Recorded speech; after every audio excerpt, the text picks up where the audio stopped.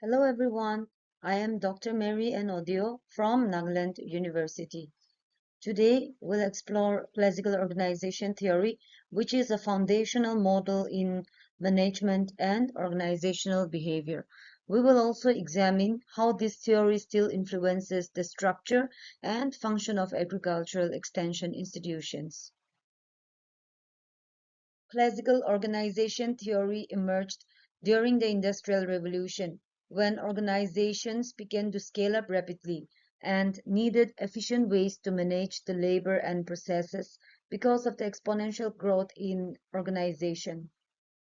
This theory emphasizes hierarchy, specialization, formal structure, and a strong division of labor.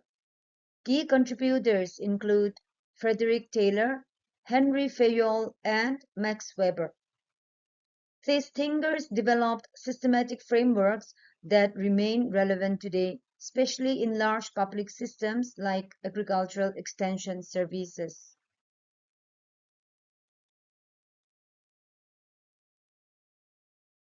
There are five foundational pillars of classical theory. First, a clear division of labor, which allows for task specialization. Second, a hierarchy of authority, which ensures structured supervision. Third, formal rules and procedures promoting consistency. Fourth is the assumption that people are rational economic actors and that they are primarily motivated by financial incentives. Lastly, the focus is on efficiency, which helps to streamline organizational operations.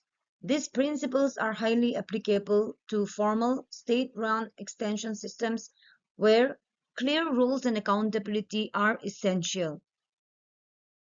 This theory is built on the idea of structured, efficient, and hierarchical organization. It is made up of three main components. First, scientific management, which focuses on improving efficiency and productivity. Second, administrative management, which emphasizes proper division of work and delegation of authority. Third, bureaucratic management, which is based on clear rules and a formal hierarchy. Together, these components laid the foundation for how modern organizations are structured today. Frederick's scientific management emphasizes efficiency through task specialization and standardization.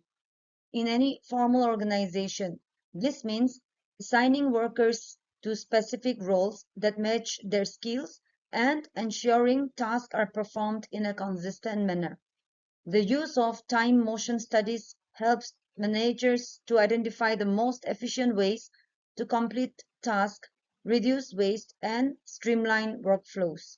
Finally, systematic training of staff in procedural methods ensures everyone follows the same standards, leading to uniformity, precision, and higher productivity across the organization.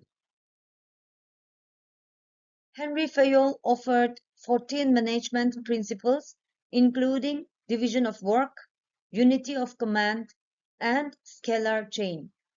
These are clearly visible in all formal organization setups, even in Krishi Weekend can address when we talk about extension institutions, like ensuring that a field assistant report to only one superior. Max Weber's bureaucratic model promotes formal hierarchy, merit-based appointments, and rule-based operations. In agricultural extension systems like Agriculture Technology Management Agency or the Directorate of Agriculture, we see these elements in record keeping, organizational charts, and reporting structures. Classical theory is directly relevant to agricultural extension.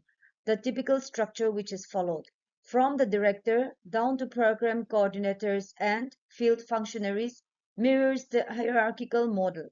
The theory supports role clarity, accountability, and effective reporting, which are all essential when delivering various government schemes across multiple districts and regions. Some of the key strengths of this theory in extension include clear role definition, stability in operations, and effective communication channels. It helps to standardize routine tasks such as data collection, training schedules, or input distribution, especially in systems that depend on uniformity across regions. However, the classical model has also its own limitations. Sometimes it can be too rigid for dynamic or participatory extension models. It often ignores the human and social dimensions of work. In settings where farmers are expected to co-create solutions, a strictly top-down structure may hinder innovation and flexibility. In conclusion, we can clearly understand that classical organization theory gives us a strong foundation for organizing and supervising large institutions like extension services. But to remain relevant, it must be combined with more participatory, adaptive, and people focused approaches, especially in today's decentralized and farmer led development context. This brings us to the end of this topic. Just a quick note before we end. What we have covered today is just the foundation. And for those who are interested in more detailed understanding of this classical organization theory, I'll be posting detailed videos on the three components of classical organization theory. So make sure to check those out.